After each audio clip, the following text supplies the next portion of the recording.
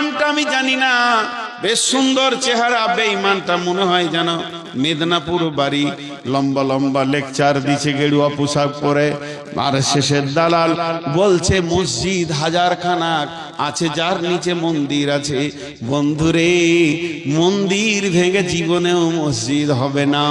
মুসলমানদের একটা বাচ্চা পর্যন্ত জানে যে এটা মুসলমানদের, একদিনে মুসলমানের একটা শিশু, মেয়ে, নারী, পুরুষ সবাই জানে মন্দির দূরের কথা, গির্জা তো দূরের কথা, মুসলমানের জায়গা কেউ জবরদখল করে মসজিদ হবে না।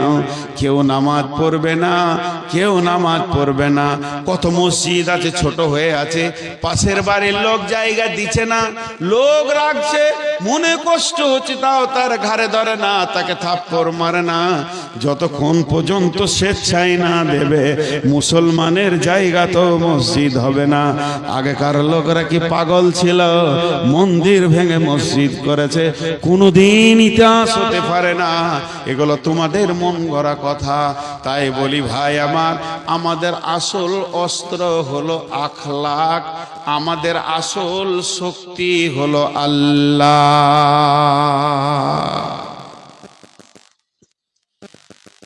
তবে ছোট্ট ছোট দুটি কথা বলছি, 1 মিনিটে বলে দেব। তৃতীয় বিশ্বযুদ্ধ হতে চলেছে, বাকিটা বুঝে নেবেন বড় আলেমদের কাছ থেকে। দ্বিতীয় বিশ্বযুদ্ধ হয়ে গিয়েছে, বিশ্বনবী তৃতীয় বিশ্বযুদ্ধের যে ওসিয়তটা করেছিলেন সেটা হতে চলেছে। অল্প দিনের মধ্যে আমরা দেখতে পাবো ইনশাআল্লাহ। সকালে বলেন ইনশাআল্লাহ। এর জন্য আপনারা খুশি তো? বলেন ইনশাআল্লাহ। ভয় লাগছে নাকি? বিশ্বনবীর শেষ কথাটা শুনলেন, শুনলে পরে আরো খুশি হবেন। 5 ওয়াক্তের নামাজটা ধরেলেন, কালেমা শাহাদাতের সাক্ষী দিয়ে 5 ওয়াক্ত নামাজ ধরেলেন। এই যুদ্ধে যতজন শহীদ হবে বিশ্বনবী বলেছেন ওরা জান্নাতি, ওরা জান্নাতি। আর কি চাই? আর কি চাই? অতএব খুব পৃথিবী, আর মনে করেন না যে সব জিনিস আগের পূর্বের মতো সুন্দর হবে, বরং একটা লোকের বয়স যত বাড়বে তার শরীরে রক্তর ক্ষমতা কমবে, রোগের ক্ষমতা বাড়বে, পৃথিবী ধ্বংসের শেষ লগ্নে চলে এসছে। অতএব এগুলো হবেই হবে, এর জন্য রেডি হয়ে যান। তবে একটা কথা জেনেলেন যে সরকার আজকে আমাদের মাল কুক্ষিগত করেছেন। আব্রাহা বাদশার খবর যদি থাকে তো আপনি বুঝে নিয়েন। আব্রাহা বাদশার খবর যদি আপনার কাছে থাকে তো ভালো। তবে একটা কথা জানেন, বড় বড় এই যারা আরশেশের ছেলে, মেধা ছেলে, তাদেরকে কিন্তু কোরআন হাদিসের তালিম দেওয়া হয়েছে যে মুসলমানদের কোন জায়গাটা ধরলে ওরা কাবু হবে সেটা। তো ওরা রিসার্চ করে পেয়েছে বিশ্বনবীর এই হাদিসটাকে, যে আমার উম্মতের ভিতরে যখন অহান রোগ আসবে তখন ওরা দুর্বল হয়ে যাবে। এই অহান কি? সাহাবীরা প্রশ্ন করলেন অহান কি? তা আল্লাহ রাসূল বললেন হুব্বুদ দুনিয়া কারাহিয়াতিল মত, দুনিয়ার পেছনে এরা মেতে যাবে আর মতকে ঘৃণা করবে, মরতে চাইবে না। আর সাহাবীদের ছিল কেমন? মরতে চাইবে। ইয়া রাসূলুল্লাহ আমাকে জানেন, আমাকে কমান্ডার বানান, আমি সেনাপতির কাজ করব। কিন্তু আজ আমাদের কাছ থেকে ওটা চলে গেছে। চলেন রিপেয়ার। আমি আপনাদের আজ এই বক্তব্যটা এখান থেকে শেষ করছি, দ্বিতীয়টা ধরছি। টোটালটা কি পেলেন? টোটালটা পেলেন আমাদের যত সুন্নতের ভুল ত্রুটি আছে এগুলো আমাদেরকে আগে মারতে হবে। আর দ্বিতীয় কাজ করতে হবে আল্লাহর হুকুমের উপরে চলে এসে আল্লাহকে নিজে করতে হবে। আল্লাহ যদি আমাদের নিজের হয়ে যায় আর আমাদের সুন্নতে রসুলের সব সুন্নতগুলো যদি আমাদের কাছে এসে যায়, তাহলে ইনশাআল্লাহ আমাদের শক্তি 100-তে 100, 100-তে 100 শক্তি বেড়ে যাবে। আপনারা কি জানেন? আপনারা কি জানেন? একটা মনের কথা বলি, খুব ঘনিষ্ঠ বন্ধু যদি কোনো হিন্দু লোক থাকে তার সঙ্গে 5 মিনিট বসবেন, ছেলে মেয়ের বিয়ে হলো, কি হলো, কেমন আছেন, দেখবেন আমাদের থেকে বেশি কষ্টে ওরা আছে, প্রচুর অশান্তিতে আছে। ওদের দিন নাই, তরিকা নাই, রাস্তা নাই, যে যেমন পারে চলে, যেটা ইচ্ছা সেটা খায়, যে যেদিকে মন হাঁটে, ওদের কোনো হিসাব নাই, দলিল নাই। আমি যদি এখন একটা কথা বলি যে উজুর আগে 3 বার দরুদ শরীফ পড়তে হবে, তা আপনি প্রথম প্রশ্ন করবেন দলিল দেন, দলিল কোথায় আছে দেন। আমি যদি বলি আজান দেওয়ার আগে 2 বার ইয়া নবী সালাম আলাইকা বলতে হবে, তো প্রথমে আপনি বলবেন দলিল দেন। মানে আমাদের চলা ফিরা, উঠা বসা, লেন দেন, মুখে থুতু এসছে, আমার থুতুটা কোন দিকে ফেলবো, ডান দিকে না বাঁ দিকে, নামাজের সময় থুতু এসছে কোথা ফেলবো, এর পেছনেও দলিল আছে।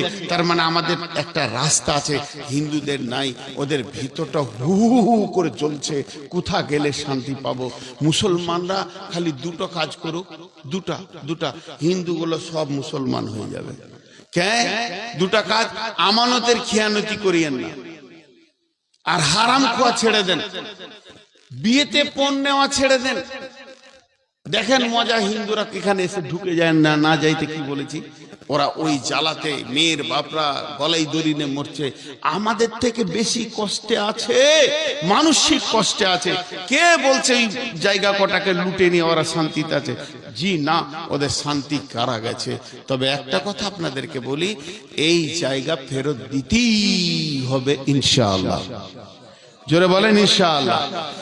আল্লাহর মাল কেউ কখনো হজম করতে পারেনি। এখন মুশকিল হচ্ছে কি, যে একজনা খুব রেগে গেছে, ঘর ভাগ করে নিব, তো 2 ভাই টালির ঘর, লাফ মেরে উঠে গেছে, টালি ভেঙে দেবো রে, তুই অর্ধেক নিলে আমি অর্ধেক নিলি, রেগে সব বাতি পাতি ছুঁড়ে ফেলে দিচ্ছে, খুব রেগে গেছে। আর ঘরের ওপর দিয়ে একটা 11,000 তার গেছে, রাগে ওটা কি ধরলেছে, তো ওই ফুটে গেল। তো এতদিন যা করছিল এই বেঈমানেরা আল্লাহর জমিতে হাত দিয়ে দিয়েছে। তা আল্লাহ তো সে আমাদের মতো ফট করে থাপ্পড় মেরে দেয় না, 16 ধীরে ধীরে নেবে, এমন নেবে বিজেপি নামে শব্দটা ভারতের মাটিতে থাকবে না ইনশাআল্লাহ, ইনশাআল্লাহ থাকবে না। কেন? হাত দিয়েছে আল্লাহর মালে। আমরা যতই গুনাহ করি, আমরা কার গোলাম? আল্লাহর গোলাম। এটা মুসলমানদের জানা আছে। যতই গুনাহ করি, পাপ করতে করতে বহু দূর চলে গেছি, শুধু আমি আবেদন করছি আপনাদের কাছে, পাপের দরজাগুলো বন্ধ করে এবার মসজিদে ঢুকে যাই। এবার দ্বিতীয় সলিউশন, এখন আমাদের করণীয় কি? আল্লাহ বলছেন বিসমিল্লাহির রহমানির রহিম, ওয়াদাল্লাহুল্লাযীনা আমানু মিনকুম وعاملوا الصالحات لا يستخلفنهم في الأرض كما استخلف الذين من قبلكم। এই ওয়াদাটা আল্লাহর ওয়াদা, মানুষের ওয়াদা নয়। আল্লাহর ওয়াদা সত্য, ওয়াদাল্লাহি হাক্কান, আল্লাহর ওয়াদা সত্য, জীবনেও আল্লাহর ওয়াদা একটা মিথ্যা হবে না।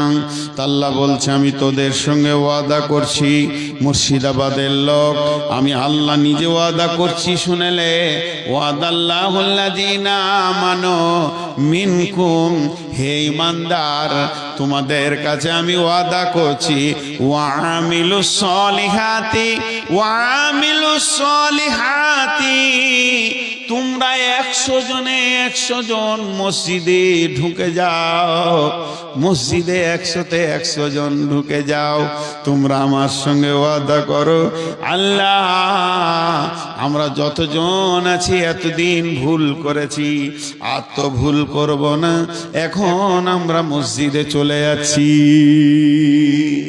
ঢুকে যাও। আল্লাহ রসুলের একটা উদাহরণ দেবো আপনাকে। উদাহরণটা আমার ব্রেনের লাই, এটা আল্লাহ রসুল দিয়েছেন।